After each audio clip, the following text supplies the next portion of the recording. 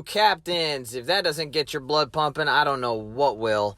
So today we are starting and kicking off a new series. We're going a completely different direction, taking a break from the cruiser line, and we're going to check out the U.S. American DD gunboat destroyer line, starting with the Clemson. So if you're ready to let freedom ring, stick around. It's going to be an awesome ride. Let's take a look at the commander that we're using. So the commander that we have at the helm is William Halsey, and his base trait increases our AP shell damage. And right now I only have him as a level 14-2 commander. I think that's kind of a realistic number to look at, especially with it being low tier. And he's free, which everybody should have access to. Our inspirations are Philippe Abigné, which helps with the destroyer main HE shell damage, and we also have Xia Jinping, which helps with the penetration angle for your AP shells. We're also using Observant Range, Mortar, and we're also taking Twist and Track with Smoke on the Water, with our legendary being Unstoppable.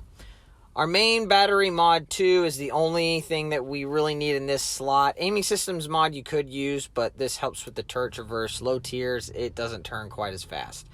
Our consumables, we have a smoke generator, which is a long duration smoke unique to this line. And we also have an engine boost, which increases our maximum speed by 8% over 120 seconds. Looking at the survivability, just over 10,000 HP points, but it's a tier 3 ship. And your armor is relatively non-existent. Looking at the artillery next, 102 millimeter is really low caliber. You have 4x2s, so you have 8 guns that reload in 6.7 seconds. They reach out to 9.1 kilometers, which is not far. And 180 degree turn time with the mod that we picked is at 13.3. Our maximum HE shell damage is at 1745 with a 6% chance to set fires. And our maximum AP shell damage is at 1989. Good year, by the way. Next, your torpedoes. You have 4x3s, so you technically have 12 torpedoes, 6 on either side. You cannot launch these tube by tube like the Brits can. These can only be shot widespread or narrow spread, which you will see, and they are defensive in nature only. 5.5 kilometer range with a torpedo speed of 56 knots is not that great. This is going to be a common theme that you see until you get to the upper tiers. We are facing a carrier in this match. However, if you're counting on the Clemson to knock out any planes, good luck. They could be circling over you for days, and you might cause a dent in one of the wings, so don't count on your AA defense at all. Your maneuverability is not bad, if average for this tier, 36 knots, a great turning circle radius at 520 meters, and the rudder shift time is right at 3 seconds. There's no point in really changing them. This is good enough for the tier. You can spec into concealment, and as you saw with our commander inspiration choices, we did not pick anything to lower our concealment. So our detectability range by sea is at 5.9 kilometers. Detecting by air is 3.1, and guaranteed and while firing in smoke is right at 2. Although I only have 20 games in her, my win rate looks to be pretty good. You can check the stats, pause the screen if you want. You're not going to be spending a lot of time down here, so don't look too much into this stat. So the bad news about destroyers across the board, the vast majority of them are very lightly armored. They're going to be mainly blue like this, or maybe a little bit more, but overall, they're very lightly armored. So any HE against destroyers, as a rule of thumb, is the shell choice if you are shooting at destroyers.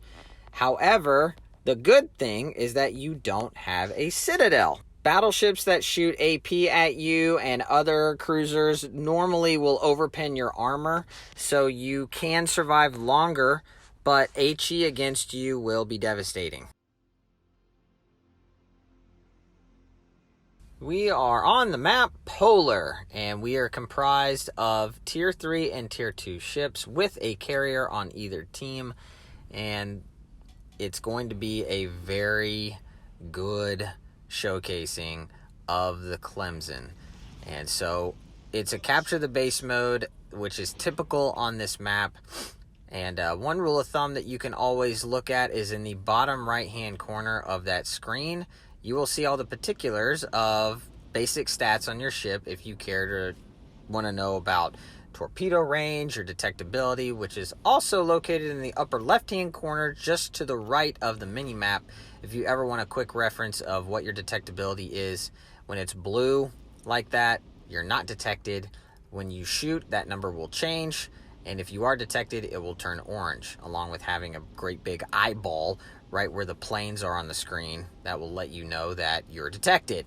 So these are just basic things that most veteran players already know. However, if you're looking at this and you're new, I'll try to help you along the way as best I can. So I'm pushing up. I want to use these 2 islands, and I'm basically gonna kind of park right here. Thankfully, the plane doesn't come on my side to pester me. And here we get the Campbelltown, which is a British destroyer that is also a premium, and he just showed up. So we're going to throw a couple torps on that side and start ringing in with the guns. He pops his smoke, but he's going to sail right out of it because he wants to engage me, which is fine. We also have a vampire on our right, so we're going to dump torps on his side. And here we got to be careful because our torps missed. And although our guns are good, here come torps from the Campbelltown. We slow down and turn in, negating that entire salvo. And I can't remember if he has another set, but he's not going to be able to get it off in time. And we take him out for the first blood, and the first ship sunk. So now we're going to kind of come back and see if we can't spot this vampire. And we're also going to pop smoke so we can chime in to help with the Dene, which is pushing into our 2 ships. And here we're just gonna kind of sit and chillax for a minute. Always look at the mini-map every once in a while after you've done an engagement. Look and see where all of the ships are. See where you can find out where everybody's situated at as best you can. And here the ship does a really good job of taking out the Dene. We have a Katori over here, and the vampire is somewhere. And if you notice with twist and track, this little bitty white curvature over the kind of in the middle of the screen, that's a bearing locator, which is unique to the twist and track. It's also with the skill perceptive, which you'll also showcase as well in this series. You're gonna see that is the bearing location to the closest ship to you. That's a huge tool that will give you more information, and information is vital when you're playing destroyers. You need to know where the closest ships are and relative to your position. That's just going to really help you. Here we're going to push out around this island, but we make a mistake and hit the island, and I think in that moment I also changed my mind and said, well, I'll just stay right here. Let's see what develops right here. The Katori is really low. The Phoenix is relatively full health, and I can't remember what the vampire, his health is at. But while we're over here, we want to help and make sure that they don't push through, because if they can get around this corner, I don't want to get surrounded and get taken out. However, they're not focusing me. They're not really paying attention to me, but I'm just waiting patiently for these ships to kind of come across. So any opportunity we have to shoot these ships, we will. And here the Katori pops up, and it looks like his engine is taken out. So we're going to take one shot with the AP, and let's see what we do here. Boom. Take him out. AP is really good. So is the HE. The guns on this line is what this line is all about. So always take advantage of using your guns. If you have the opportunity to use guns or torpedoes, I would say 9 times out of 10, use your guns. It's going to help you in any fight or engagement that you come across, unless it's against a battleship or a really close cruiser. Here the vampire is getting shot at pretty good, and I don't know if we're going to be able to take this guy out, but it looks like he's about to go down. So we're just kind of helping our cruiser. There, he's really low, so this is probably going to be our last opportunity to hit him. We do, but we don't quite take him out, and then the cruiser finishes him off. So now we're going to push around, and there's not many ships left. We know the Phoenix is over here, and he is going to be focusing the cruiser that is right in front of him.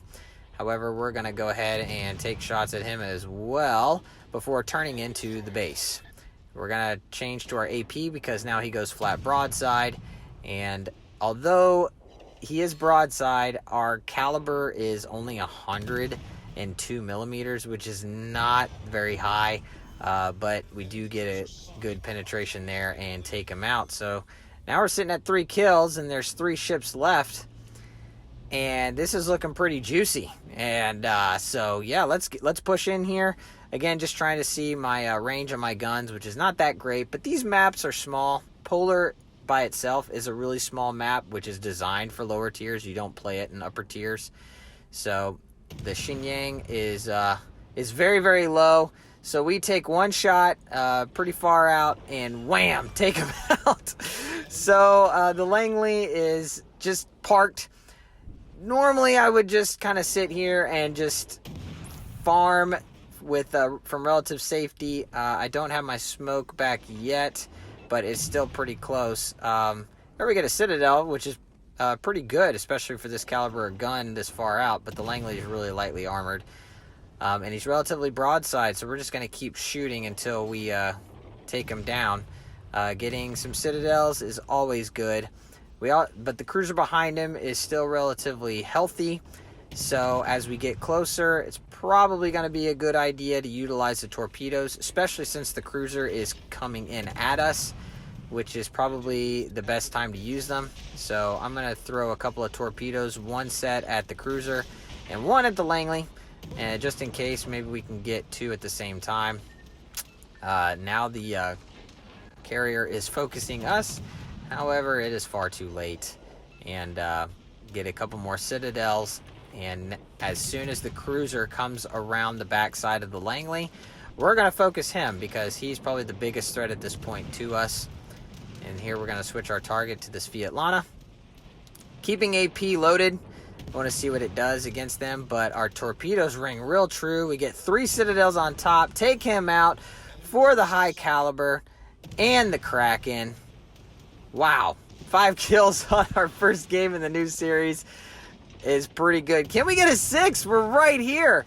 So we're switching and shooting with the AP, and I gotta be honest, I feel like I got robbed right here, and unfortunately we're not gonna get them, but essentially did all the damage against them. So what an amazing game. The Clemson is OP. You might as well nerf it. 5 kills, high caliber, Kraken unleashed, devastating strike, 1500 base XP is pretty good at this tier. And our carrier was AFK, so we didn't even have his help.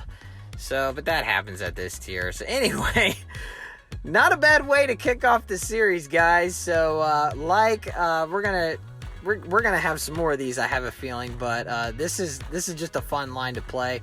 And if it's emblematic of how the rest of this line is going to go, this is going to be a really fun series. So stick around, guys. Share, subscribe. If you haven't already, comment below. Let me know what you think. Fair winds and fair seas, captains. Can't wait to showcase the next one in the series. Y'all have a wonderful day, and I will catch y'all in the next video. This is the USS Endeavor, signing off.